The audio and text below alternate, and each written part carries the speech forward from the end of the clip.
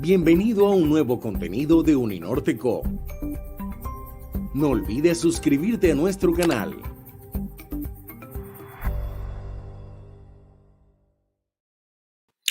Hola, muy buenas tardes.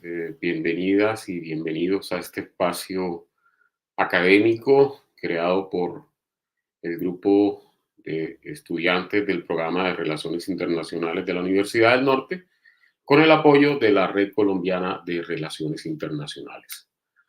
Hoy tenemos a dos invitadas, un invitado de lujo. Por una parte, pues está Carolina Cepeda, que es profesora de la Universidad Javeriana de Colombia. Es politóloga, magíster en estudios políticos y doctora en ciencia política. Y por otra, Carolina hace parte de la junta directiva de la red.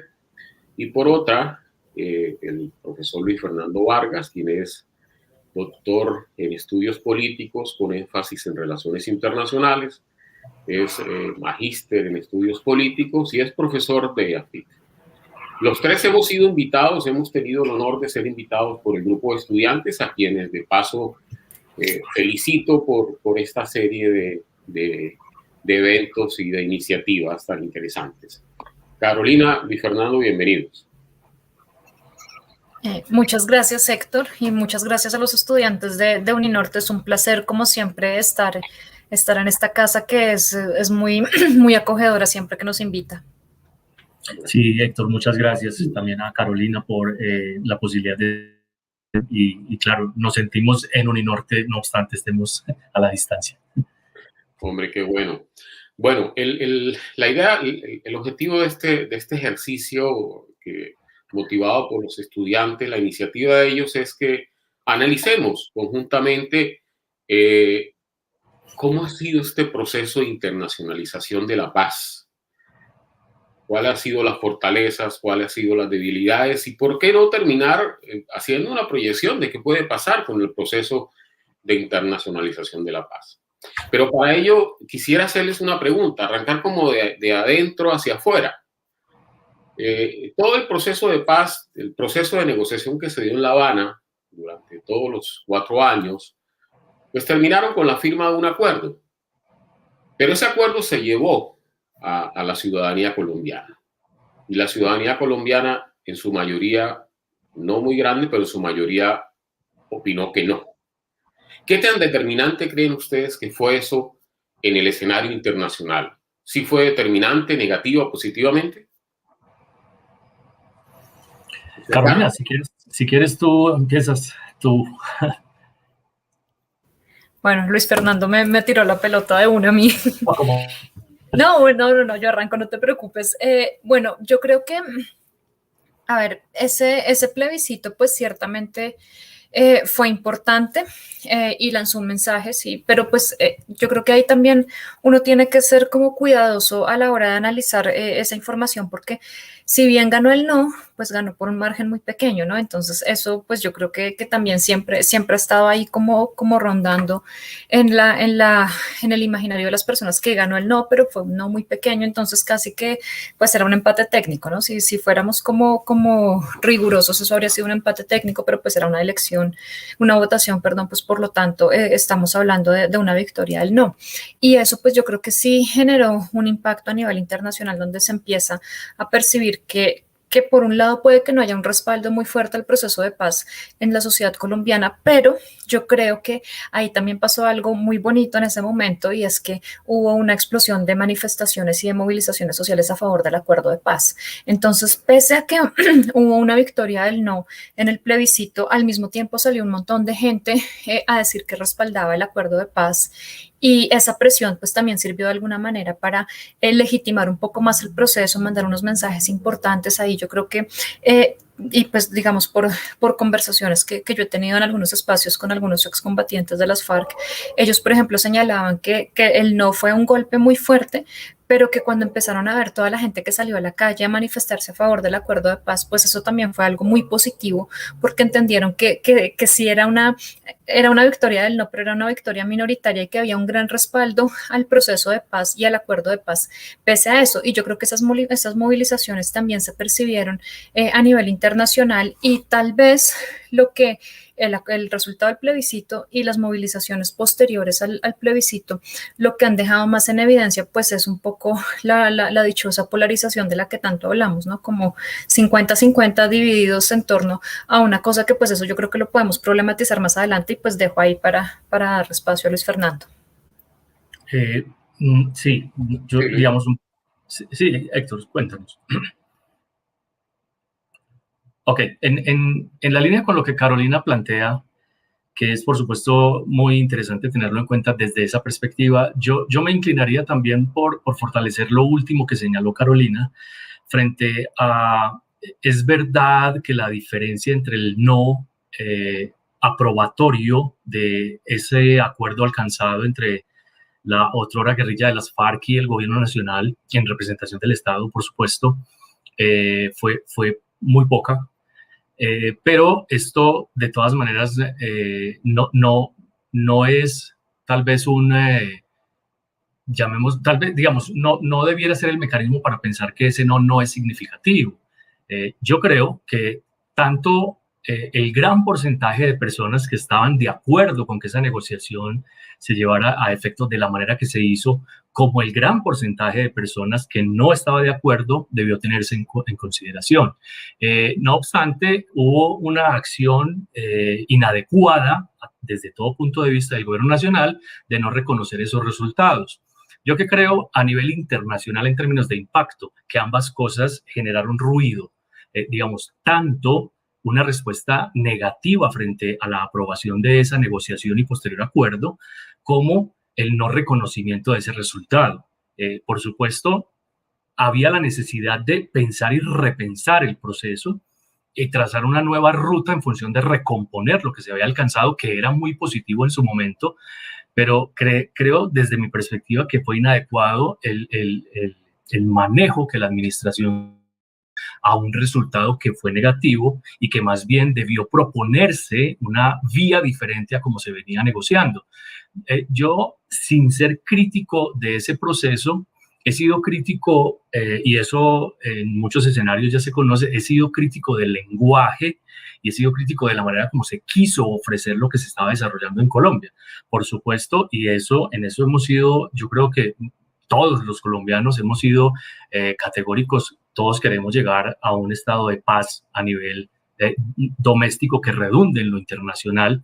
Sin embargo, yo creo que desde esas falencias que se presentaron, el mensaje que se llevó o que se transmitió al escenario internacional ya generó un ruido que, por fortuna, gradualmente se fue, tal vez la palabra no sea la correcta, pero subsanando sobre la marcha, y sobre todo en el apoyo que se había alcanzado, que es muy importante, el apoyo que se había alcanzado por parte de unos actores en el escenario, en la escena internacional, respaldando un proceso de negociación entre el gobierno nacional, en representación del Estado, y una guerrilla que había aceptado la negociación. Entonces, yo sí creo que hubo algún ruido inadecuado, que gradualmente se fue corrigiendo, tal vez la palabra no sea la correcta, y las condiciones se fueron dando para que nuevamente se diera la credibilidad frente a un proceso que siguió su marcha hasta el presente, por supuesto. Pero ¿cómo entender entonces que la comunidad internacional y, por ejemplo, el Consejo de Seguridad en pleno haya apoyado el acuerdo, yo diría casi que incondicionalmente, es decir, desde todas las orillas políticas, no solamente Cuba como país receptor, el caso de Venezuela, que jugó un papel importante, países nórdicos, Estados Unidos y sobre todo el Consejo de Seguridad en pleno? ¿Cómo entender esa llamaría doble cara? Es decir, un escenario internacional de apoyo irrestricto y en Colombia no lo tuvo, o no lo tuvo parcialmente. ¿Qué lectura le podemos dar a eso, Carolina?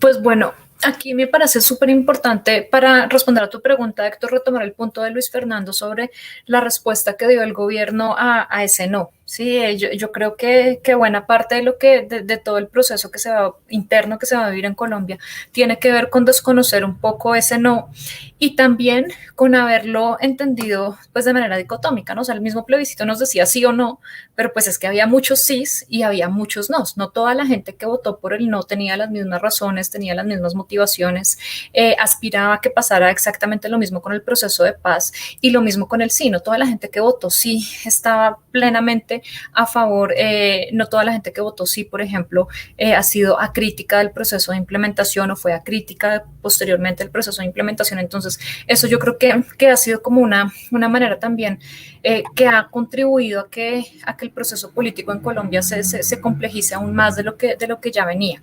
Y ahora sobre tu pregunta, a mí me parece que, pues claro, el respaldo internacional está ahí porque el proceso de paz en Colombia, este proceso fue distinto, un poco distinto a los procesos que se habían vivido antes, ¿no?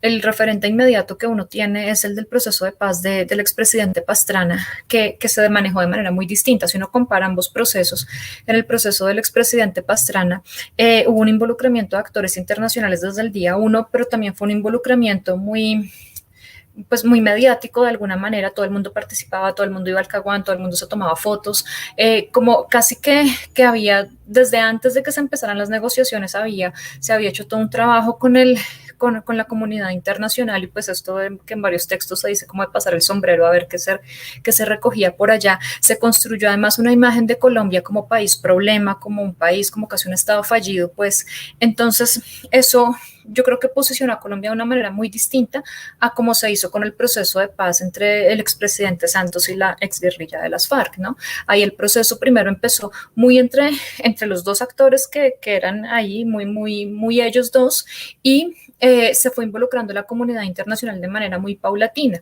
Y a mí, por ejemplo, me llama mucho la atención que desde el comienzo uno empezó a ver los pronunciamientos que hacían distintos países que apoyaban el proceso, donde decían, no, respaldamos el proceso de paz en Colombia y cuenten con nosotros para lo que se necesite. Había una carta de países amigos firmantes y no había un involucramiento directo, salvo para efectos logísticos, y los grandes protagonistas eran pues el gobierno colombiano, la delegación del gobierno y la delegación de las FARC. Entonces eso yo creo que marcó una cosa distinta con respecto al primer proceso. Y por esa misma vía, yo creo que la imagen que se construyó de Colombia en ese momento, a pesar de que era un país con conflicto y toda la cosa, era un país con mucha más agencia, un país como que estaba, pues no sé, de alguna manera como más centrado, con más capacidad de hacer cosas, de tomar decisiones. Y de allí, pues yo pienso, no sé, no estoy tan segura de eso, que la comunidad internacional también valorara o viera con buenos ojos el hecho de que el proceso de paz siguiera y que si se había llegado hasta el acuerdo final, que además acordémonos que llegar al acuerdo final no fue fácil, o sea, ese texto, eso se devolvió varias veces, hubo muchas discrepancias, sobre todo el punto de víctimas generó mucho problema, también había generado mucho problema el punto de participación política. Hubo un momento ahí cuando llega el enviado especial de los Estados Unidos donde la cosa como que tambaleaba, pero yo creo que siempre hubo como un reconocimiento a la capacidad de agencia del Estado colombiano y como un respeto a ese proceso. Yo creo que por ahí podría uno como explorar algunas ideas. Complementando a Carolina, yo también creo que la comunidad, digamos, en términos generales, los actores de los diversos sistemas internacionales estaban absolutamente convencidos de una respuesta rotunda a nivel interno, es decir, en el ejercicio doméstico frente al sí, frente al apoyo irrestricto de la sociedad de un proceso de negociación que se estaba adelantando con un actor subversivo o insurgente en su momento. La comunidad internacional misma se sorprende, es decir, el escenario interno cuando la respuesta es un no y empieza el proceso muy exhaustivo de analizar las razones por las cuales hubo una respuesta negativa. Es muy importante tener en cuenta algo. En muchas ocasiones los sistemas internacionales o los actores involucrados en el ámbito internacional son poco conocedores de las realidades domésticas y más bien reciben las informaciones de parte de una diversidad de actores que de una u otra manera tienen algunos intereses u otros. Y esas informaciones son las que determinan el apoyo o no, determinan el acompañamiento o no de un proceso. Había una claridad meridiana en el sistema de Naciones Unidas, porque además Juan Manuel Santos era un protagonista de las sesiones al interior de la organización. Había una claridad meridiana que el pueblo colombiano en general tenía un nivel de aceptación alto frente al proceso. La realidad era diferente. Y era diferente no porque el pueblo colombiano no quisiera llegar a un estado de no conflicto, sino porque había muchas dificultades en la comprensión de cómo se venía negociando ese proceso. Entonces, yo creería que es muy importante tener en cuenta esa consideración. Digamos, lo que afuera muchas veces se apoya en determinados contextos domésticos no necesariamente está completamente conocido por esos actores internacionales. Sin embargo, también el caso, por ejemplo, de Noruega, el caso de Cuba, el caso de Venezuela, de Chile, que fueron los garantes, demostró un compromiso casi que absoluto, digamos, para apoyar este proceso. De ahí la necesidad de que el gobierno nacional tomara la decisión de, yo diría que de desconocer el no. En otros contextos hemos hablado que no fue que se presentara un no reconocimiento, sino que en su habilidad política, Juan Manuel Santos y todo su equipo de gobierno generaron una nueva ruta, un nuevo eje de acción que permitiera que no fracasara esta negociación. Y al final, digamos, se subsanó. Insisto que la palabra puede no ser la adecuada, pero se pudo continuar o prolongar en la negociación. Algo importante, y ya para terminar esta primera parte o esta partecita de este interrogante, algo importante a tener en cuenta es que nosotros estamos hablando acá de tres conceptos. El primero es la internacionalización, el segundo es la paz y el tercero es la política exterior. Por lo menos en el título de nuestra conversación nos invitaron a unir esos tres conceptos y a mí sí me generó mucha preocupación en principio antes de conocer el título porque pensaba que íbamos a entrar de lleno a hablar de un proceso de paz en el que yo realmente tengo grandes dudas y dificultades para entender, porque lo que yo sí entendí muy bien fue un proceso de negociación del gobierno colombiano y uno solo de los actores que generan conflicto en Colombia y que por fortuna se llegó a un acuerdo y se está tratando de implementar independientemente de los resultados, porque el mensaje del gobierno nacional en todo momento era que hablábamos de un proceso de paz e incluso se llegó a decir por parte de la administración Santos que ahora sí Colombia era una nación en paz. Y yo nunca pude con eso, porque detrás de ese mensaje de entender a Colombia como una nación en paz, había una cantidad de dificultades con todos los actores que no habían negociado nada, que me generaba preocupaciones lo que el gobierno nacional quería, de una u otra manera, venderle al mundo de una nación en paz cuando no lo estaba. Entonces, qué bueno, digamos que vamos avanzando en esa dirección y lo desarrollemos. Yo creo que, digamos que la motivación principal del título es porque pues realmente el conflicto pues es una variable que necesariamente tenemos que estudiar desde la política exterior. Igual el tema del narcotráfico, por ejemplo. Entonces, hablar de política exterior sin hablar de conflicto en narcotráfico es bastante complejo. Pero yo voy a esto entonces, para el caso de lo que tú planteas, Luis Fernando. Si había conflicto entonces en Colombia, porque pues hay un segmento del político en este momento, precisamente el que está en el poder, que conceptúa que en Colombia no había conflicto. Y me deja esa inquietud, porque creo que el mensaje era claro, en el sentido de que se iba a lograr un proceso de negociación y de paz con la guerrilla más fuerte y más antigua de América. Entonces no creo que el mensaje pues sea, bueno, de hecho se dejó las puertas abiertas para la negociación con el ELN, que era el otro grupo mayoritario y más fuerte militarmente hablando. Claro, no, es que de entrada es ridículo decir que en Colombia no había y no hubo conflicto y no hay conflicto. Eso se desborda simplemente con un análisis superficial de lo que sucede en Colombia, con los múltiples actores que están involucrados en ese conflicto que por años, por décadas se ha estudiado.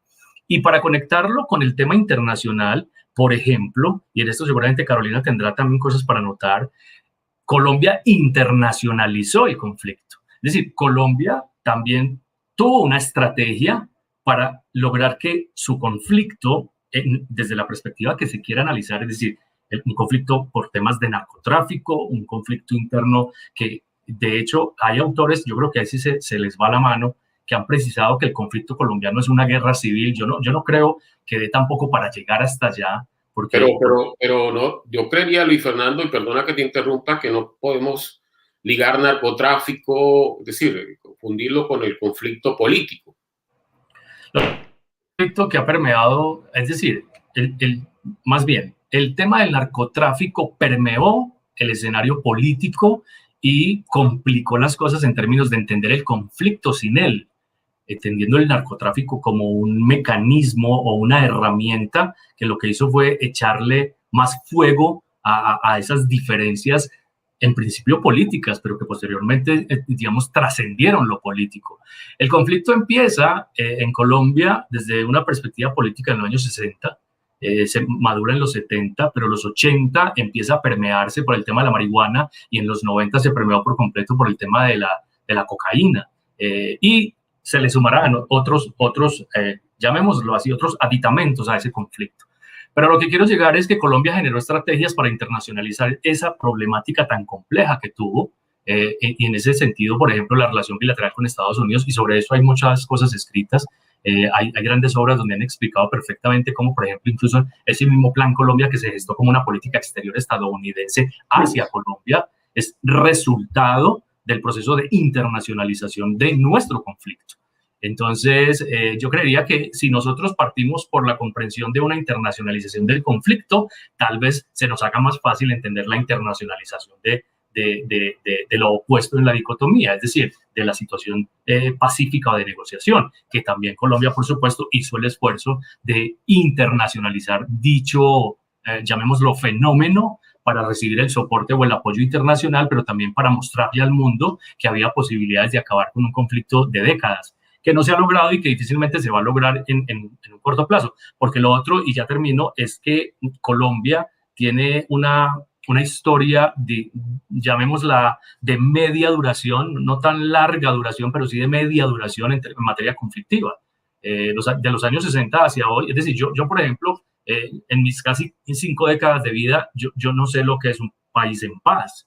En realidad eso no ha existido en ningún contexto a nivel doméstico, y se sigue trabajando en ello. Ahora, con el soporte, con el apoyo de los actores internacionales, se ha venido dando algunos pasos importantes, pero sigue siendo una gran deuda para nosotros, para la sociedad civil, para todos los actores involucrados en este juego de poderes que hay en Colombia. Carolina. Bueno, yo concuerdo con Luis Fernando en que, claro, para poder entender qué pasa con el proceso de paz, hay que entender lo que ha ocurrido pues con el conflicto, y Colombia en eso, pues, como ya lo dijo Luis Fernando, pues ha tenido una gran responsabilidad en internacionalizar su conflicto, sobre todo porque si nosotros entendemos un poco, bueno, el conflicto claramente pues tiene una raíz política muy fuerte y el conflicto sigue siendo político, ¿sí?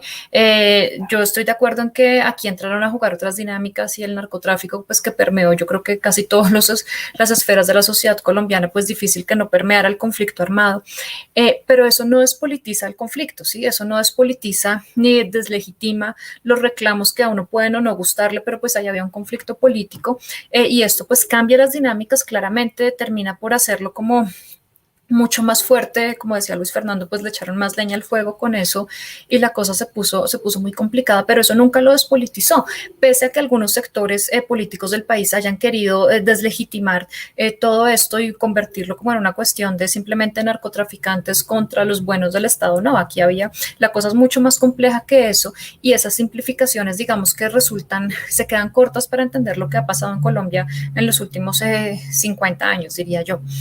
Y ahora viene la otra cuestión, y es que independientemente de la lectura que se hiciera, pues los distintos gobiernos han querido solucionar el conflicto armado. ¿Sí? Si uno mira, pues Juan Manuel Santos quiso hacer un proceso de negociación, si uno mira, Andrés Pastrana intentó hacer un proceso de negociación, había unas experiencias anteriores, pero también si uno mira, Álvaro Uribe Vélez intentó acabar el conflicto por la vía militar, y en todos los casos se buscó siempre un apoyo internacional y una legitimación de la ruta, ¿no? ¿no? Entonces, ya fuera la vía militar o ya fuera la negociación, pues siempre se buscó contar con algún apoyo internacional que legitimara la cuestión, o sea, que dijera, vale, esa es una buena vía, pero que además respaldara en términos materiales, en términos políticos, en términos simbólicos. Entonces, se buscó cooperación militar cuando se buscó la salida militar, pero también se buscó cooperación para el desarrollo, para la sustitución de cultivos cuando se enfatizó la salida negociada. Entonces, ahí siempre ha habido pues esa búsqueda de apoyo internacional, sea cual sea la respuesta que el gobierno de turno quiera darle a la situación. Y por otro lado, aquí yo creo que es importante también ver que ahí hay una gran capacidad de agencia por parte del Estado colombiano, porque nosotros siempre vemos al Estado colombiano como si fuera tremendamente pasivo y a veces resulta que es más activo de lo que uno cree. Lo que pasa es que como hace cosas que a algunos no nos gustan, pues entonces decimos, todo es impuesto y esa es la salida fácil, pero no, aquí vemos que hay una élite política que logra organizarse, logra vender una imagen de país, logra construir un discurso, logra captar recursos. Si uno piensa, por ejemplo, en el Plan Colombia, pues el Plan Colombia, algunos sectores pueden decir eso fue una imposición de Estados Unidos, pero está lejos de ser una imposición de Estados Unidos. Eso fue un pedido a gritos de unos sectores políticos muy específicos en Colombia que lograron llevar la cosa por ese lado. Entonces, yo creo que también es importante en ese proceso de internacionalización ver la capacidad de agencia que ha tenido el Estado colombiano. Sí, coincido contigo. Creo que el Plan Colombia a veces lo enmarcamos en un espectro del dominio imperialista y todo esto, pero sin duda hubo una casi que solicitud de rodillas de una élite política colombiana que lo solicitó. Vamos a mirar un poco el rol del gobierno. Yo creo que si una de las virtudes que tuvo Santos, sin entrar a hablar de otros temas, pero una de las virtudes que tuvo Santos fue haber dejado cierto blindaje del proceso de paz en el exterior. Es decir, por eso creo que sigue firme la ONU acompañando a Colombia y los estados que lo acompañan. Pero, ¿cómo ven ustedes el papel del gobierno actual? ¿Ha acompañado a nivel internacional el proceso de paz? ¿Lo ha impulsado realmente su implementación? No sé, Luis Fernando. Bueno, pues insistiendo en que desde mi perspectiva nosotros no estamos en esencia ante un proceso de paz. Yo creo que la labor de la administración Santos fue muy positiva y efectivamente, Héctor, como lo señalas, logró credibilidad en el apoyo de lo que se alcanzó, de la negociación con la guerrilla de las FARC, del fruto de la negociación y el respaldo internacional. Es que nosotros, en términos de respaldo internacional, nosotros estamos hablando de más de 40 países, o gobiernos más bien, más de 40, yo tengo por acá 47 gobiernos. 47 gobiernos le creyeron al proceso, le creyeron a lo que Juan Manuel Santos llevó al sistema de Naciones Unidas. Algo muy importante, de esos 47 gobiernos, 5 son absolutamente relevantes porque son los miembros que nadie mueve en el Consejo de Seguridad y los 5 apoyaron lo que en Colombia se venía desarrollando. Entonces, efectivamente, hay un avance más que significativo en términos de lograr respaldo internacional. Yo creo que ahí funcionó a la perfección una de las posibles estrategias una de las posibles estrategias de internacional de nuestra política doméstica. Porque también, y ahora que venimos hablando digamos, de la conceptualización, la gran capacidad de un gobierno frente a el escenario internacional en materia de política exterior se mide de acuerdo a cuánto ese gobierno es capaz de llevarse los problemas nuestros, los problemas internos, y ponerlos afuera para que nos lo ayuden a solucionar. Y ahí la estrategia funcionó a la perfección. Pero llegó el gobierno actual que desde que estaba en el proceso de candidatura para hacerse a la presidencia, Iván Duque había transmitido la idea de que no iba con esa línea de apoyar ese proceso de negociación, lo que a todas luces fue un descaro, que uno incluso puede señalar que cómo es posible que alguien haya votado por una persona que haya puesto esa postura. Sin embargo, estamos en la democracia y es factible pensar en cualquier opción de acuerdo a cómo se ofrece la manera de administrar. Porque habíamos logrado, por lo menos, yo quiero ser insistente en algo porque que no quede la sensación de sino que la sensación de que no estuve de acuerdo con lograr ese acuerdo, valga redundar, con las FARC, sino que lo que no estuve de acuerdo era con el lenguaje que se usó para mostrarnos a nosotros que íbamos a llegar a un país absolutamente pacificado. Ese es mi desacuerdo, pero yo absolutamente apoyé la posibilidad de imaginarme un país, por lo menos sin uno de los actores que generaba problemas como los que teníamos. Entonces, uno se pregunta cómo puede haber personas que pensaron que no, que que se necesitaba mantener ese actor fregando las estructuras internas y no llegar a un acuerdo con él. Pero bueno, lo cierto del caso es que con el gobierno actual, de entrada se sabía que no iba a haber nada positivo en términos de, por lo menos, mantener la línea que Juan Manuel Santos había trazado. Y efectivamente eso pasó. Los primeros años del gobierno actual fueron unos años de desconocimiento de lo que se había alcanzado. No obstante, quien había firmado esos acuerdos había sido el Estado colombiano a través de un gobierno que lideró Juan Manuel Santos. Entonces, eso ya generó un problema de marca mayor frente al escenario internacional, donde los actores globales empezaron a preguntarse, bueno, y entonces en Colombia que íbamos muy bien, ¿ahora qué hacemos? Entonces que se veían un poco como maniatados, como manicruzados, y gradualmente el actual gobierno tuvo que empezar a ceder, gradualmente, digamos, muy, muy despacio, empezar a ceder y a darle participación a algunos actores y empezar a entender que necesariamente tenía que generar ese plan o ese proyecto de implementación de los acuerdos. Entonces, es claro que hubo una ruptura, es claro que hubo una falta de apoyo a lo que venía de la administración Santos, pero también a regañadientes, también es claro que el gobierno actual ha venido gradualmente adaptándose a las demandas, no solo domésticas, sino a las demandas globales frente a lo que había sido esa negociación.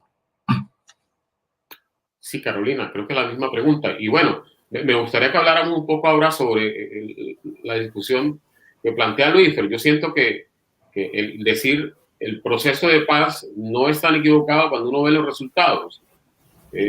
Por ejemplo, ¿cuántos soldados amputados había al final del 2018 en el hospital militar y cuántos había en el 2010? Creo que esa es una mirada bien interesante que también tenemos que ver, lo que nos haría repensar entonces lo que plantea sobre si es ajustado el proceso de paz o no. Claro, la misma pregunta. Claro, a mí, yo voy en la misma línea de Luis Fernando aquí, porque lo que uno observa es que hay, pues este gobierno, o sea, su carta de presentación fue: no voy a cumplir y no voy a respetar los acuerdos de paz, o voy a intentar respetarlos lo menos posible, y esa fue su carta de presentación, y eso fue lo que mucha gente votó, y pues sí, de acuerdo, estamos en democracia, no hay nada que hacer.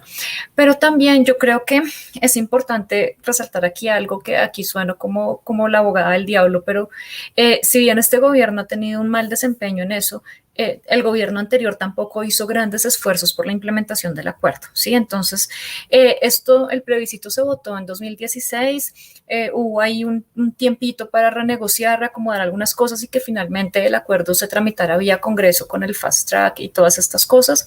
Eso se logró y había que empezar a implementar. Y el gobierno Santos tuvo un año larguito más o menos para implementar cosas y no se implementaron tantas. O sea, ya desde ese momento había una serie de obstáculos para implementar o para llevar bien el acuerdo. Y luego, pues con este gobierno sí fue que la cosa se empeoró todavía más. Si uno mira, por ejemplo, el asesinato de líderes sociales, que ahorita las cifras pues son tremendas. El asesinato de líderes sociales empezó desde 2016-2017, ¿sí? O sea, y digo empezó, es decir, estas cifras que conocemos ahora, porque pues asesinato de líderes sociales en Colombia siempre ha habido. Pero lo que quiero decir con esto es que no es que quiera sacar el limpio a este gobierno, porque no lo quiero hacer, pero lo que pasa es que también hay un momento ahí de transición donde eso como que se olvida, y tampoco unos esfuerzos muy genuinos por implementar efectivamente ese acuerdo. Sí, se hicieron más cosas, había más compromiso. Yo no dudo del compromiso de muchos funcionarios del gobierno Santos, eso yo no lo pongo en duda, porque no tengo cómo ponerlo en duda, y por lo que yo percibí como ciudadana, pues creo que sí había un compromiso genuino. Pero luego, dentro de la misma estructura del Estado colombiano, había una serie de obstáculos y sigue habiendo una serie de obstáculos institucionales para llevar a buen término todo esto, ¿sí?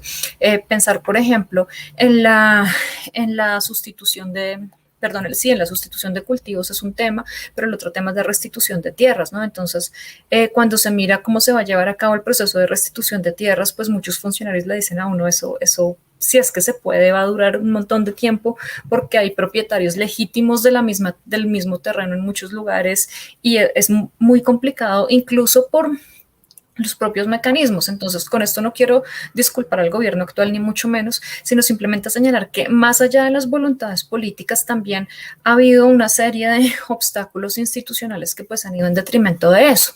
Entonces, yo creo que eso hay que tenerlo en cuenta a la hora de hacer el análisis. Y pues ya luego viene el otro elemento, y es que pues ya de plano este gobierno sí nunca tuvo ningún compromiso con el acuerdo de paz, y pues recordemos un poco que su eslogan siempre fue paz sí, pero no así, y nunca entendimos muy bien cómo era que buscaban la paz. Y aquí creo que Luis Fernando tiene un punto muy importante, donde si se hubiera abierto un espacio, si la respuesta del gobierno Santos hubiera sido otra frente al no, pues probablemente se habrían podido construir algunos puentes, se habrían podido hacer otras cosas y se habría podido tramitar eso de manera distinta a lo que terminó pasando pues ya en el mediano plazo. Yo sé que no tiene mucho sentido hablar sobre lo que hubiera podido ser y no fue, pero creo que sí es importante advertirlo, porque eso también nos da pistas sobre la manera como se han negociado y cómo se siguen negociando muchas cosas en Colombia, porque ahora perdón, me estoy extendiendo, pero quiero señalar un punto aquí también, y es que esta idea de ahora sí vamos a vivir en paz, en efecto, es una idea que desconoce otros procesos en Colombia, que vendió la idea de que íbamos a estar en un país sin conflicto, cuando justamente lo que estamos observando es que hay muchos conflictos, y qué bueno que esos conflictos ahora son visibles y ahora están obligándonos como sociedad, sobre todo, a pensarnos esos conflictos y a buscar soluciones y a ser creativos y a imaginarnos otras formas de lidiar con esos problemas. Entonces, el acuerdo de paz tal vez había que celebrarlo un poco en ese sentido de cómo nos abría la posibilidad de ocuparnos de los otros problemas que teníamos en Colombia como sociedad, en lugar de querer como cerrar los ojos y pretender que ahora íbamos a vivir en un país mágico donde ya todo se borró y nos queremos y nos adoramos todos, cuando tenemos que tramitar todavía muchísimas más diferencias. Pero no estaríamos metiendo entonces en el mismo saco todo, es decir, estaríamos metiendo corrupción, que es la misma, ha existido un país supremamente corrupto, estaríamos metiendo el hambre, que ahora es mucho mayor, es decir, acá la pobreza, la miseria ha aumentado, no solamente por la pandemia, sino por las políticas económicas del país, la inseguridad por X y razón, o sea, no estaríamos metiendo eso en el mismo saco. Es que una cosa no es un actor como las FARC y otra cosa son los problemas, ¿no lo llamaría conflicto? Claro, Héctor, mira, discúlpame, Carolina, una pequeña anotacioncita, es que estamos metiendo todo en el mismo saco a causa del manejo lingüístico que el gobierno nos vendió o nos ofreció. Es que yo me acuerdo, yo no sabría explicar lo que yo sentí el día en que Juan Manuel Santos salió a decirle al mundo que ahora sí Colombia era un país en paz, cuando esa misma semana yo había tenido previas conversaciones con un funcionario de empresas públicas de Medellín que había detectado un tema muy delicado en el sector de Ituango, donde hay una construcción de una hidroeléctrica, porque el control del territorio no era control del Estado, sino control de grupos ilegales distintos a las FARC, por ejemplo. Había conversado con personas que me hablaban de la extorsión y de todo un proceso de no permitirle trabajar a las personas del común en los barrios de Medellín. Y había conversado también de cómo estaba deteriorándose en el sector rural de algunos de los municipios con la presencia del ELN ya no solo, digamos, en las áreas rurales, sino en los cascos urbanos. Y viene Juan Manuel Santos a decirnos que ahora sí estamos en Colombia, en un país en paz. Cuando la paz no es ausencia de conflicto, cuando la paz no es simplemente pensar que entonces si no hay guerra, hay paz. La paz se construye, y se construye, Héctor, atacando estos aspectos que acabaste de mencionar.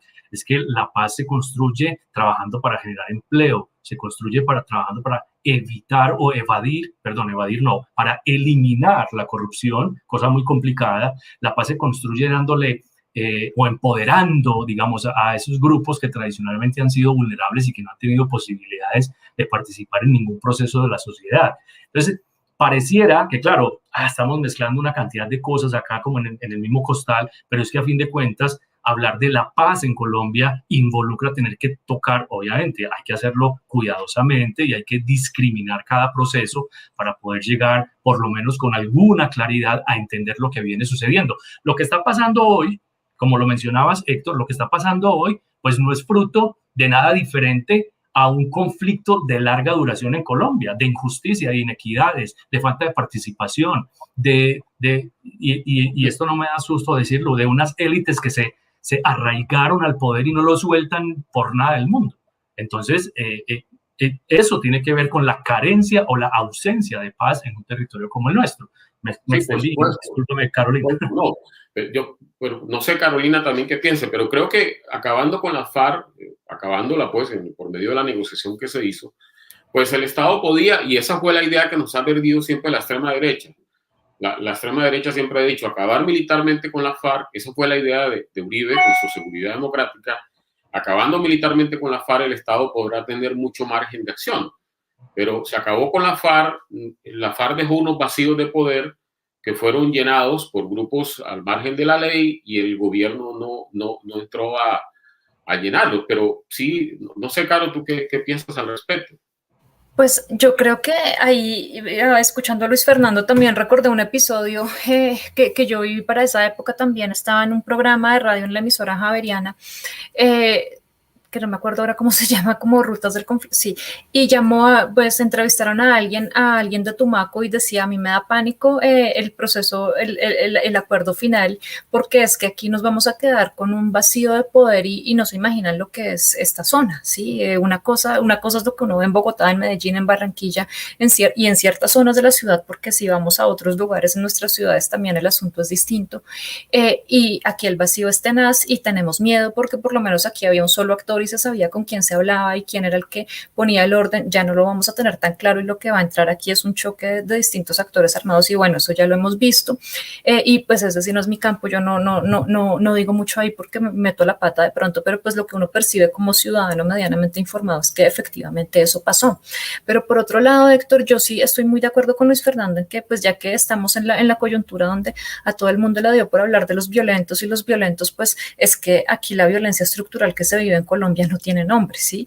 No solamente es la violencia armada la que ha sido un problema históricamente para nosotros, sino la violencia con muchas más manifestaciones, la exclusión social, la exclusión política, la exclusión cotidiana, diría yo, que se vive, y eso también hace parte del conflicto, porque no del conflicto armado, claro, aquí estamos hablando de distintos conflictos sociales, pero también cuando entramos en estos territorios donde hay distintos actores armados en disputa, todas estas situaciones estructurales también terminan alimentando un poco pues a esos actores armados, ¿no? Pues yo creo que lo clásico que todos imaginamos es, pues cuando pensamos en sectores excluidos, en población que ha sido excluida sistemáticamente, que se le niega el acceso a la educación, a la salud, al trabajo, a la casa, a una vivienda digna, pues es población que rápidamente termina empleándose en estos grupos y en estas organizaciones, y esto pues nos mete en una espiral del que no hemos podido salir, pese a que, como decía Luis Fernando, bueno, por lo menos ya salió un actor de estos,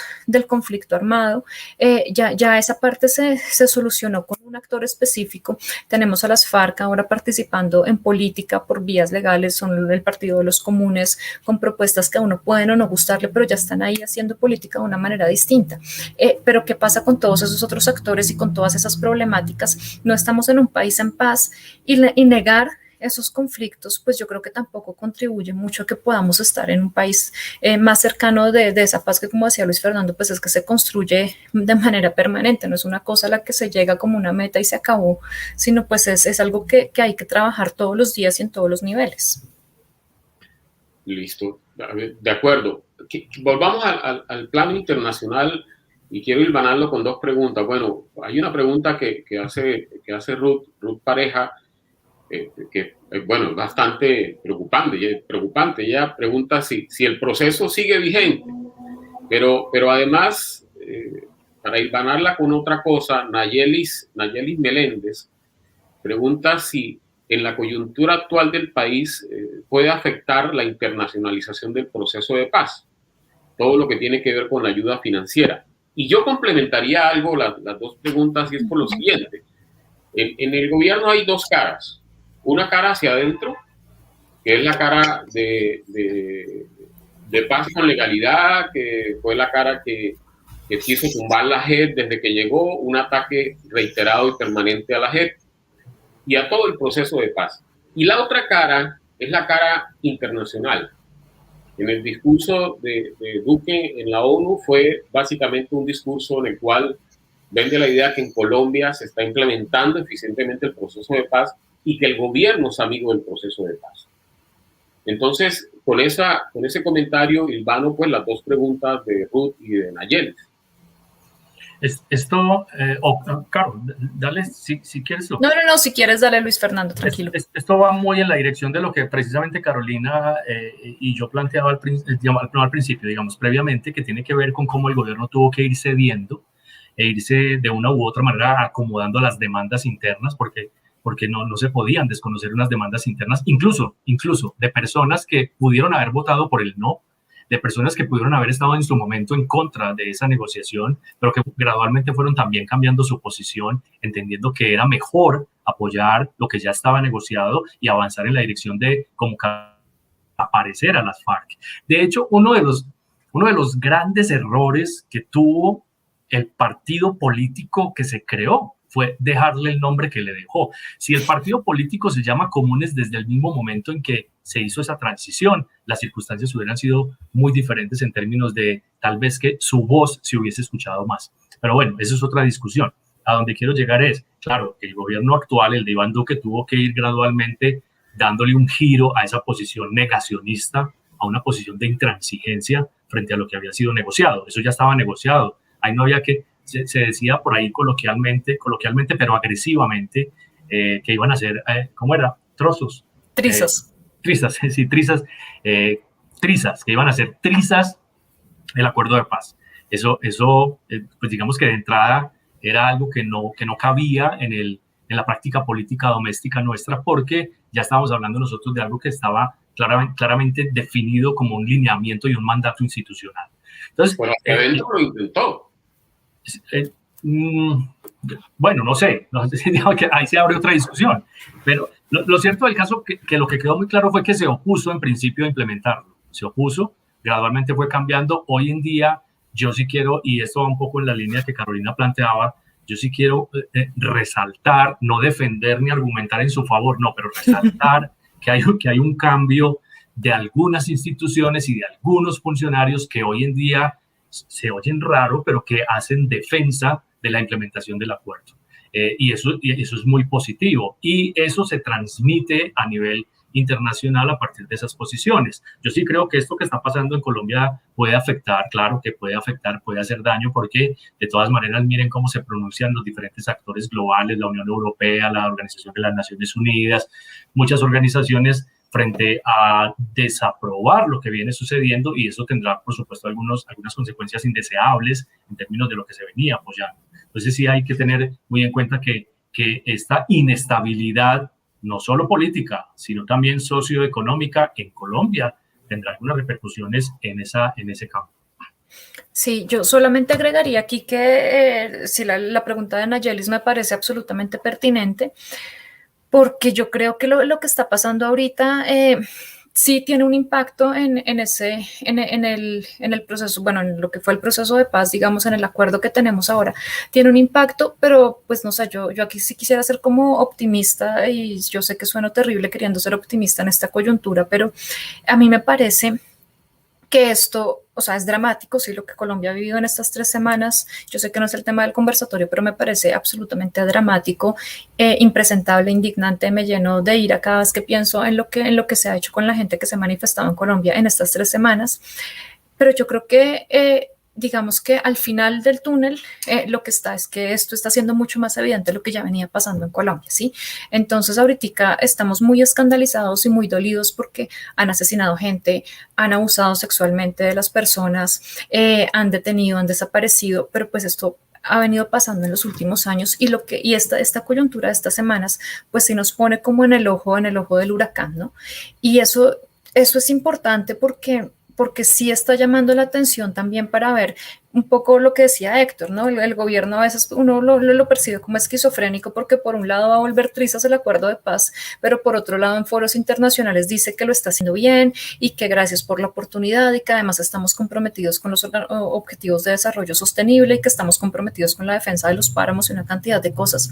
Pero pues ese discurso no es para nada coherente con lo que estamos viendo que ocurre aquí, pese a la salvedad que hace Luis Fernando, ¿no? Que en la mitad, ¿no? Entre el gobierno hay una línea de funcionarios que implementa y que intenta llevar a buen término pues lo que buenamente puede hacer con los recursos que hay.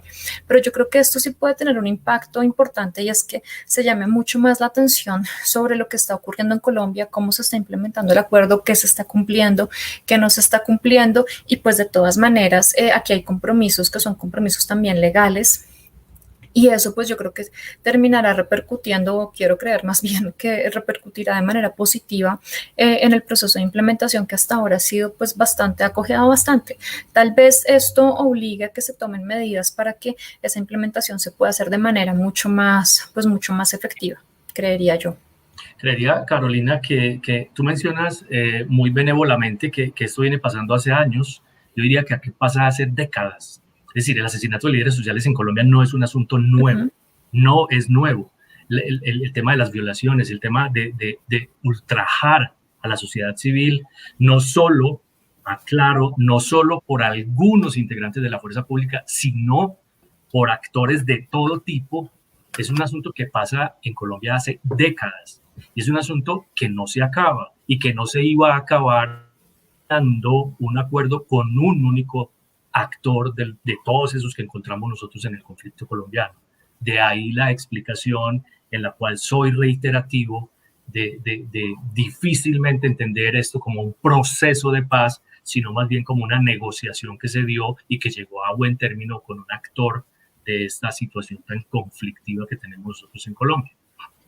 Sí, antes de hacer la otra pregunta, sí, quiero hacer una anotación, Luis, coincido contigo. De hecho, bueno, a Reyes lo mataron a machetazos, ¿no? En la Plaza de Bolívar.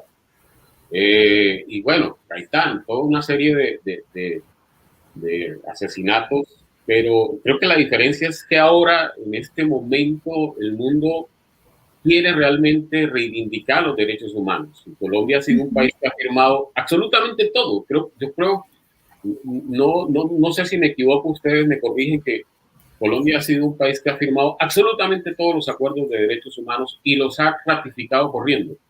Entonces, creería que esa es la diferencia, ¿no? A ver, se está hablando mucho del 2022, del escenario que viene. ¿Será que, volviendo nuevamente a la pregunta de Nayel y de Aura, tendremos proceso de paz, de conflicto, de posconflicto o de posacuerdo, como lo llaman algunos, con una elección de la misma ala política que la que tiene Colombia actualmente?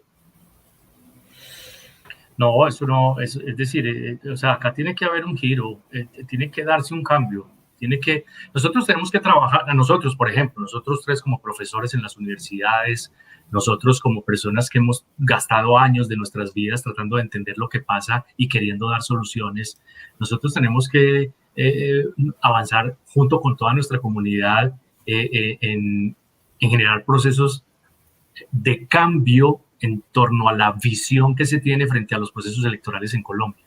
Porque es que eso también, o sea, es que es harto hablar de esto cuando uno nota que siempre funciona de la misma manera y que los esquemas que se han trazado para los procesos electorales siguen funcionando a partir de recompensas.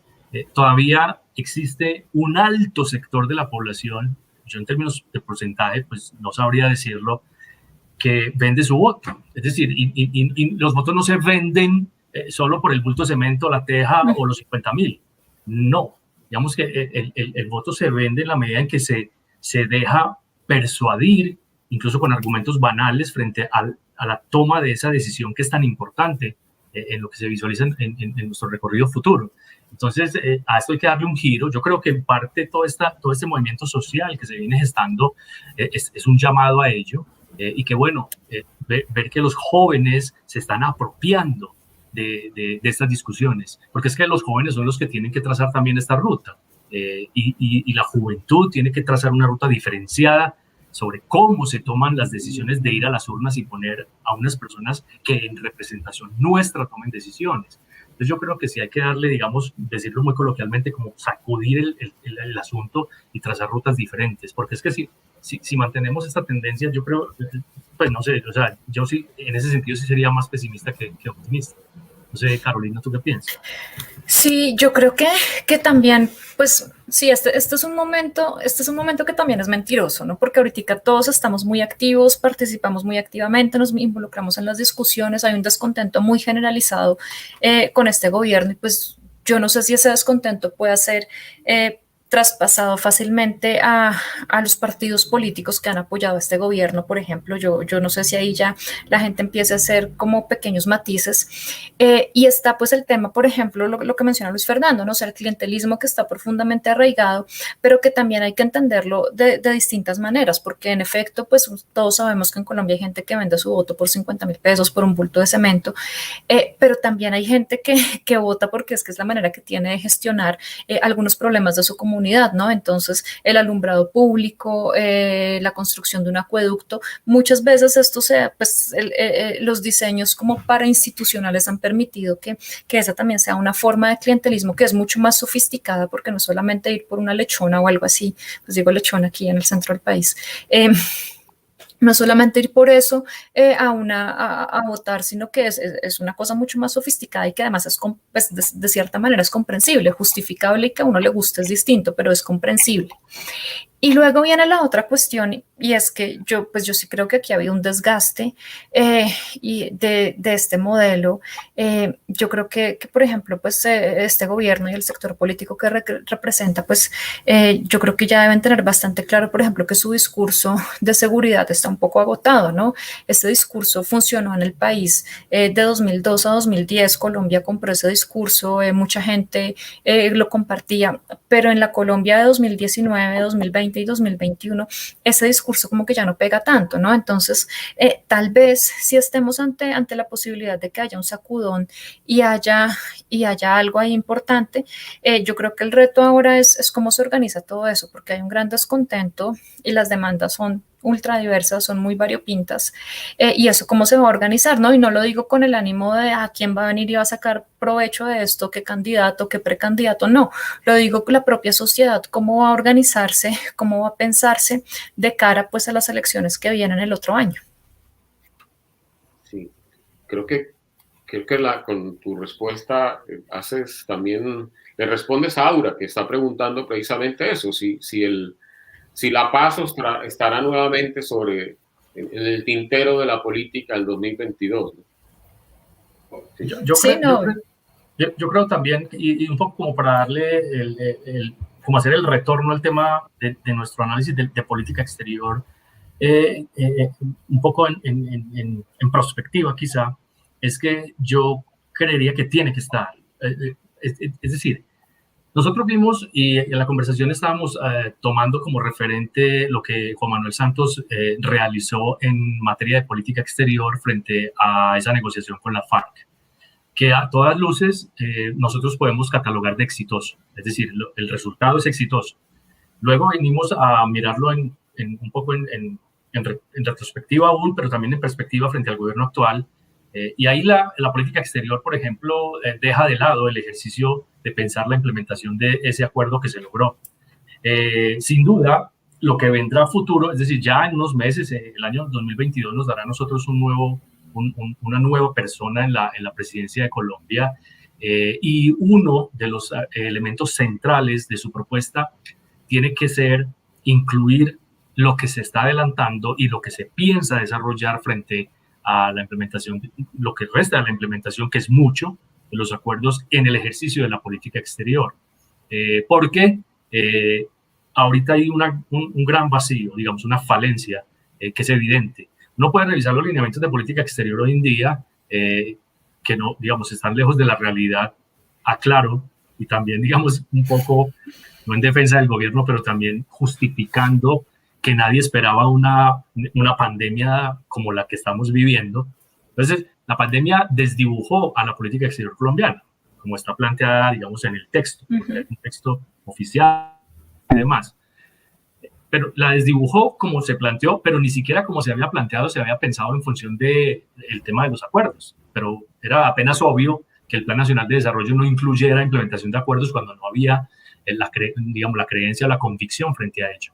Pero lo que viene, y ahí es donde uno tiene que invitar a la juventud a sentarse, es decir, el tema no es de redes sociales, y aquí puedo lucir como un papá regañón, pero el tema no es de redes sociales y de recibir, reenviar o retuitear, que es donde estamos cayendo en el error, digamos, como sociedad. El tema es de sentarse juiciosamente a revisar qué es lo que se está proponiendo hacer con Colombia a futuro a partir de las propuestas y de precandidaturas y candidaturas que vayan a surgir, ¿verdad? Entonces, yo creería que sí, que la política exterior tiene que sintonizarse como estrategia que es con la gran deuda que hay frente a la implementación de unos acuerdos que no son negociables. Es decir, eso ya está, no, o sea, salvo que llegue un dictador y acabe con eso. Pero es decir, los acuerdos están y hay que cumplirlos. Ahí no hay nada que hacer. Sí, además, para responderle también un poco a Aura, pues Aura, si tú recuerdas las movilizaciones de 2019, el paro del 21 de noviembre y lo que se organizó posteriormente, muchos de los reclamos tenían que ver con el acuerdo de paz, con cumplir los acuerdos. Y yo recuerdo que yo salí aquí en Bogotá y había muchas pancartas que pedían eso, que exigían un cumplimiento de los acuerdos, que exigían una implementación de los acuerdos. Había también mucha indignación porque recientemente había sido el bombardeo del campamento donde murieron los niños en Arauca. Ese tipo de cosas estaban en esa agenda y yo creo que siguen en la agenda de hoy de 2021 y ciertamente van a estar en la agenda electoral de 2022. La paz va a seguir estando allí, también porque pues no se ha cumplido todo, no se ha alcanzado todo, pero pues ciertamente estamos mejor de lo que estábamos hace 20 años. Héctor hablaba de las cifras de la gente en el hospital militar, por ejemplo, por solamente dar algunas, pero pues sí hay unas mejoras sustanciales. Ahora, si miramos otras cifras como el número de desplazados, pues seguimos en las mismas con 7 millones de desplazados ahí dándonos duro, compitiendo cabeza a cabeza con Siria, por ejemplo. Entonces, eso pues también tiene que ponernos como en sintonía con que efectivamente esa discusión no se ha agotado y como decía Luis Fernando, pues no llegamos a un país en paz en septiembre de 2016 después de la firma del acuerdo en Cartagena o en el Teatro Colón. No, realmente estamos en miras de construir eso y ahí yo también creo que la política exterior tiene algo muy importante que aportar, porque si nosotros nos fijamos, en efecto, este gobierno dio un viraje y pues sí, la pandemia, digamos que más allá de los planes que hubiera podido tener, la pandemia sí le alteró muchas cosas, pero también nuestro gobierno actual había dado unos cambios en materia de política exterior, pues digamos como tomando distancia de ciertos temas, perdiendo protagonismo en ciertas discusiones, ¿no? El gobierno Santos, recordemos que, por ejemplo, hizo una gran campaña en el debate sobre el régimen internacional de política antidrogas. Este gobierno empezó a adoptar pues un perfil mucho más bajo. Este gobierno tuvo también una cercanía con los vecinos, pero porque los vecinos también habían cambiado de rumbo político y de color político, entonces eso le permitió pues construir como toda una estrategia alrededor de Venezuela, pero pues eso se cayó con el tiempo.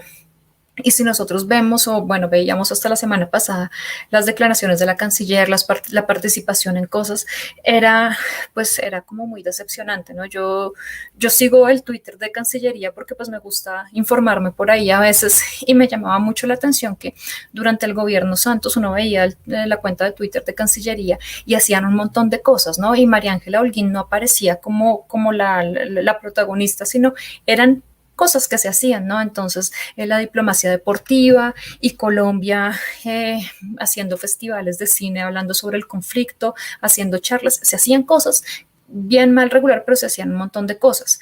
Luego pasamos a la Cancillería de Carlos Holmes Trujillo y todo giraba en torno a su figura. Era él y nada más que él. Y luego pasamos a la Cancillería de Claudia Blum y todas las noticias eran como sobre cosas netamente operativas, ¿no? Como Colombia, como alguien que sobrevive, que vive el día a día, pero que no tiene ninguna intención de posicionarse a nivel internacional. Y esto pues no es un análisis riguroso, sino es simplemente mi percepción a partir de las redes de Cancillería. Y yo creo que en esta coyuntura, volviendo un poco sobre la pregunta anterior que nos hacían a Yelis, esta coyuntura está poniendo o está llamando muchos ojos sobre Colombia.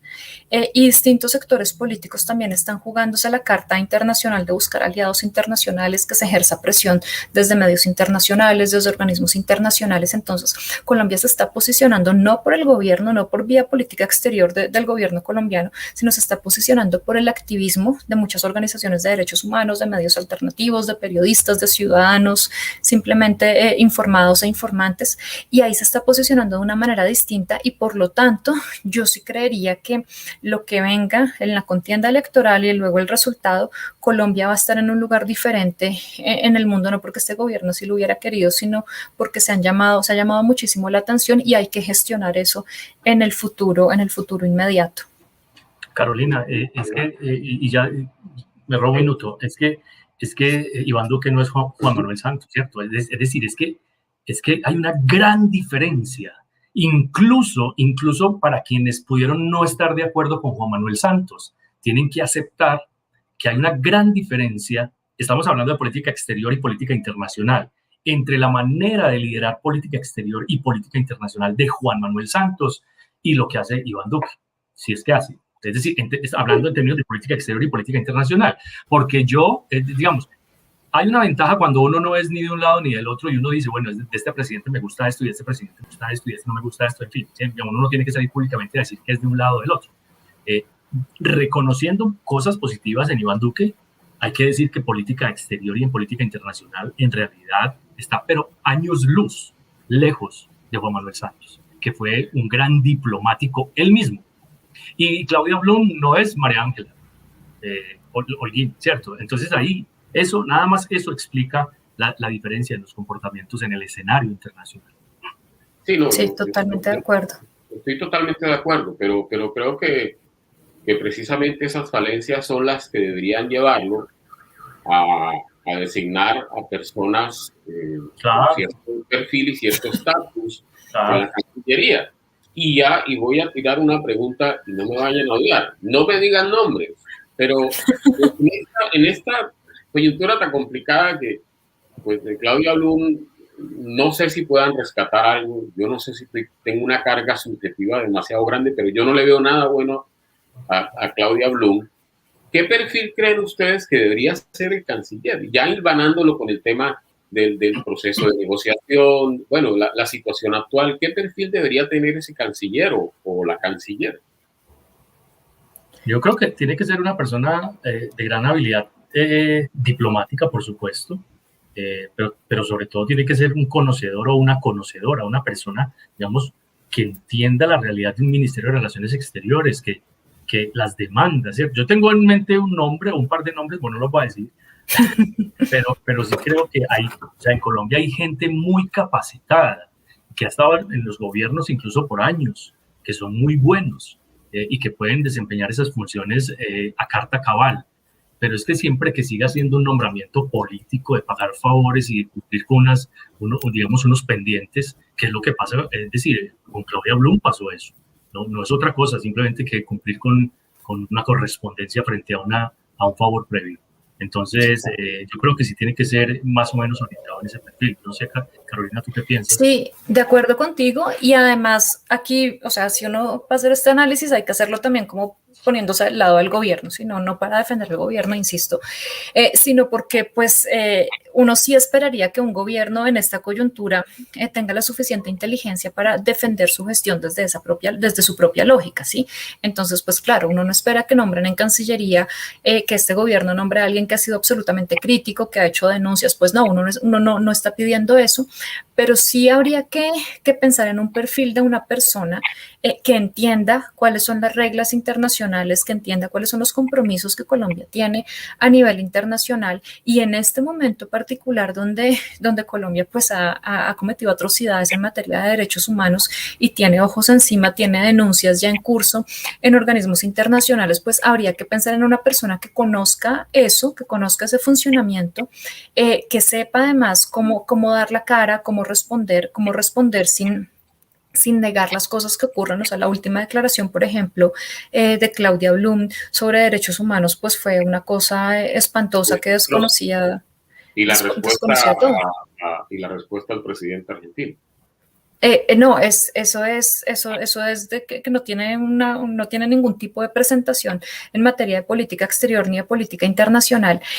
Y en ese sentido, pues este gobierno debería ser un poco más inteligente y buscar un perfil de una persona que sea capaz, pues, de hacer esa defensa, por lo menos, de su gestión, de saber, de ponderar un poco las cosas, de responder de manera un poco más coherente, porque aquí sí es curioso, ¿no? Que Colombia, este gobierno inició pues toda la cosa del cerco diplomático contra Venezuela, y era como el ejemplo y el país democrático y no sé cuántas más cosas, y de repente pues pareciera que ahora el cerco se nos está viniendo para este lado, ¿no? Seguimos sin recibir, no hay muchas declaraciones de apoyo internacionales, no se dice absolutamente nada, y pues eso debería preocuparle un poco a este gobierno y debería pensarse en un perfil de esa naturaleza. Como dice Luis Fernando, no es momento para pensar en pagar favores, en amiguismos, o si se van a pagar favores o se va a tener en cuenta amiguismos, pues por lo menos que esos amigos o esos a los que se le devuelve el favor político ahora, pues que tengan un poco de formación, que seguramente hay gente que cumple con el requisito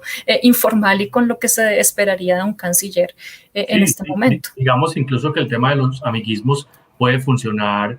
Es que ¿quién gobierna con enemigos? Es decir, uno gobierna con los amigos y uno gobierna con la gente en la que confía y se arma un equipo de gobierno, pero competente, o sea, de personas capaces que entienden las realidades de los ministerios en los que están.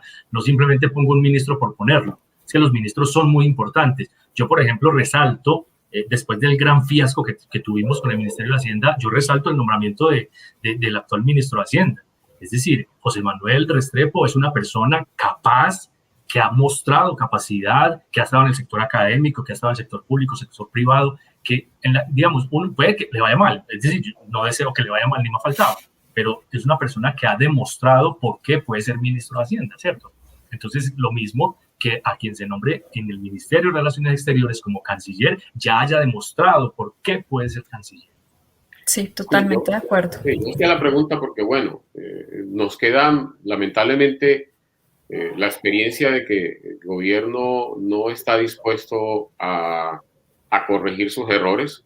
Creo que la embajada de Colombia a los Estados Unidos es un ejemplo claro. El perfil del embajador que tenemos, el mismo perfil del embajador que tenemos en la OEA, nos dice mucho de la poca capacidad que tiene el gobierno. Ojalá yo esté muy equivocado y ojalá ese perfil que ustedes plantean se dé. Bueno, es que ¿cómo llamar los embajadores? ¿Cómo llamar los embajadores a estas personas que tú mencionaste, Héctor? ¿Embajadores de qué? Pues no. Pues de este gobierno, Luis. Pero son los embajadores, ¿no? Lamentablemente. Sí, y con todo y que, por ejemplo, que Santos participó en política interna de los Estados Unidos violando la Convención sobre Asuntos Diplomáticos. Y creo que eso está teniendo un costo y lo va a tener. Bueno, vamos casi hora y media. De verdad que ha sido un espacio muy, muy interesante. No sé si no veo preguntas del público. Y bueno, creo que, Caro, Luis Fer, Héctor, para cerrar, sí. Hay una pregunta por acá de Angelín Daino Fontalvo, que me parece... No la había visto, perdona. Está muy interesante, mira, que nos pregunta pues que qué consideración tenemos frente a cómo hacer para que la paz se vuelva una normalidad nacional. Y es bueno 20 segundos para enfatizar lo que mencioné previamente. Y es que la paz es una construcción, obviamente colectiva, pero es una construcción que se desarrolla a partir de cumplir por lo menos con la satisfacción de unas necesidades básicas insatisfechas, que es lo que normalmente en Colombia. Es decir, la paz no es quitarle la pistola a un delincuente, la paz no es quitarle el fusil a un guerrillero, la paz es a estas personas que están por fuera del marco de la ley y saber cómo analizar un proceso de insertarlos en un sistema que los reciba de manera amable. Es decir, esto es muy complejo, pero esa paz se construye con nosotros mismos a partir de la consolidación de unas instituciones que nos brinden posibilidades. Entonces, esto es muy, tal vez alguien dirá que es muy romántico y excesivamente liberal, pero es muy en la vía de los objetivos de desarrollo sostenible con los cuales Colombia anda comprometido o comprometida como nación. Entonces, esa pregunta me parece interesante, pero esa pregunta es para otro foro que si quiere podemos planear de una vez, pues. Sí, Angelique no había visto, y hay otra de Sofía. Sí, claro, por favor. No, solamente quería complementar lo que decía Luis Fernando, que yo creo que también esa normalizar la paz también, yo creo que pasa por reconocer el conflicto. Sí. A mí me pareció esta semana, pues digamos, estas semanas, como el estado de negación en el que vive el gobierno, me parece que es increíble. O sea, es como cerrar la puerta y mirar para otro lado y hacerse el loco todo el tiempo frente a lo que está pasando, y pues esa también uno puede interpretarla como una forma de violencia, ¿sí? No porque esté en el evento de la Universidad del Norte, pero pues lo que pasó en el partido del Junior esta semana, eso es muy diciente. Escuchar los comentarios de los comentaristas por ESPN que decían cómo seguimos aquí hablando de fútbol cuando afuera están disparándole a la gente.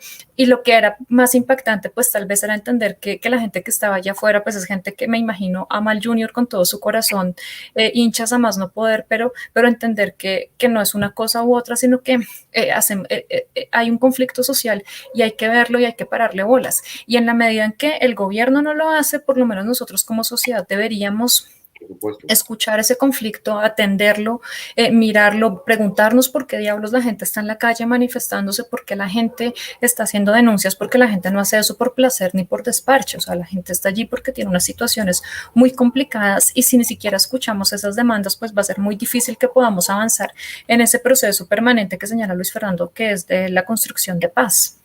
Por supuesto, y yo complementaría con algo, y dice que es historiador. No irnos Lance Richter, por ejemplo, en contra de la minga. Entender que la minga no tiene un origen coyuntural, su llegada a Cali, un origen histórico. Entender que es un problema estructural de expropiación de tierras, de aislamiento, y comprender eso. Creo que en gran parte, para complementar un poco lo que ustedes decían, es una reestructuración de fondo como sociedad colombiana. Claro, porque el tema es que están usando a unos sectores. Entonces usan a los jóvenes, y entonces en las marchas de los jóvenes, pues, es decir, esto no es novedad, hay filtración de unos actores poco diáfanos en la minga. Entonces entonces están interviniendo unas fuerzas oscuras que para mí siguen siendo muy oscuras, porque no podemos saber la ciencia cierta cuáles son, pero que no tienen nada que ver ni con la minga, ni con la juventud, ni con los manifestantes. Entonces ahí se complejiza profundamente ese escenario. Sí, aunque yo, bueno, antes de hacer la pregunta de Sofía, sí quiero decir algo. Yo creo que, y sé que lo que mayoritariamente nos están escuchando son jóvenes, es el valor de lo que han hecho no tiene precedentes. Yo lo digo y lo he dicho en mis clases y lo digo aquí. Nosotros, mi generación les está heredando un país terrible. Y la valentía que están demostrando para transformar esto, y digamos que para mí en todo este escenario tan complicado hay un escenario de esperanza, y es básicamente todo lo que esta nueva generación ha hecho.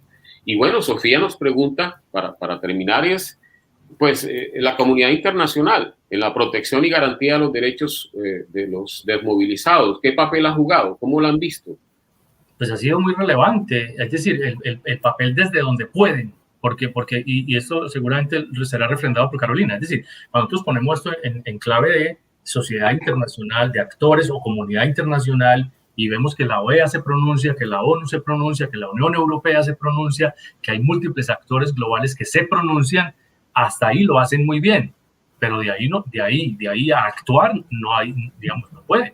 Porque es que el derecho internacional es claro, y las relaciones internacionales son claras, que acá tiene que ser que nos estén definitivamente sometiendo a través de un genocidio para que haya una intervención avalada por el Consejo de Seguridad. De resto, ellos se pronuncian, condenan, demandan, pero hasta ahí, ¿cierto? Y en ese sentido creo que lo han cumplido por lo menos con su función. Sí, de acuerdo. Y también pues muchas cosas que se han logrado de la implementación del acuerdo pues también van muy de la mano con el compromiso porque lo hay de muchos funcionarios en Colombia de mediano, alto y bajo rango, eso hay que reconocerlo, pero también porque ha habido un acompañamiento permanente de ciertas agencias de Naciones Unidas que además encuentran una serie de trabas también entre quienes han obstruido esta implementación del acuerdo de paz. Y yo quería comentar algo muy rápido sobre la pregunta que hace Soraya sobre qué pasa con la meritocracia en la carrera diplomática, ¿no? Ahí es como volvemos a la discusión de siempre sobre dónde están los funcionarios de carrera, se cumplen con las cuotas, qué tanto se ha profesionalizado esto. Y yo creo que ha habido un avance muy importante en esa materia, sí, si uno compara la carrera diplomática hoy con lo que era hace 20 o hace 30 años, ciertamente estamos hablando de un cuerpo mucho más profesionalizado, con un perfil mucho más alto, pero sigue siendo un cuerpo pequeño en comparación al cuerpo diplomático de otros países y sigue habiendo, pues, impera un poco esto de tener como embajadores, pues, a personas que no son de carrera, que se explica un poco por lo que decía Luis Fernando, que pues uno gobierna con sus amigos y pues gente de confianza y eso se entiende en algunos puestos clave, pero pues no en otros, ¿no? Y también, digamos que estamos, yo creo que como en esa transición donde se entiende que la Cancillería no es el sitio para pagar favores políticos, sino que cumple una función importante tanto para la política interna como para la política exterior de Colombia. Creo que el legislativo falla, el legislativo está fallando.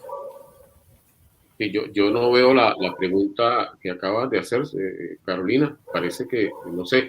De hecho, bueno, me disculpo y complementaría con algo, y es que el cambio que hubo en la embajada en Washington fue del cielo a la tierra, o no sé si del cielo al infierno.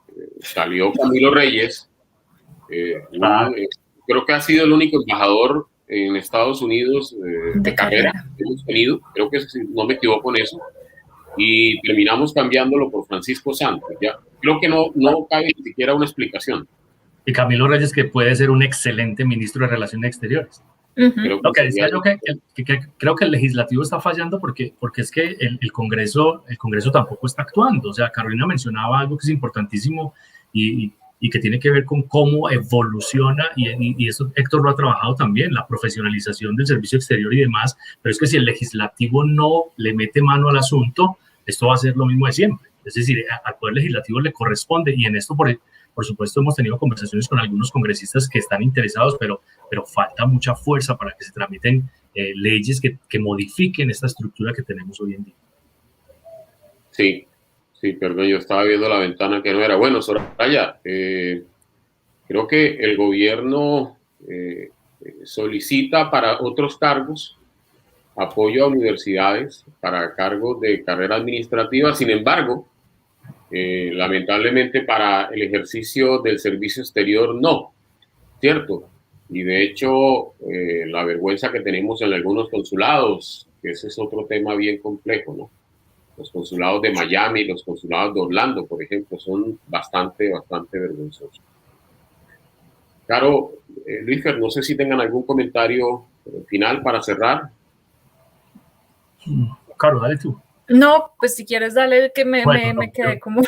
Yo quiero, Héctor hablaba de los consulados, de 2 consulados. Yo hablo, digamos, que en general los consulados están siendo ocupados por personas que no deben ocuparlos, aunque son realmente funciones administrativas antes que, digamos, diplomáticas.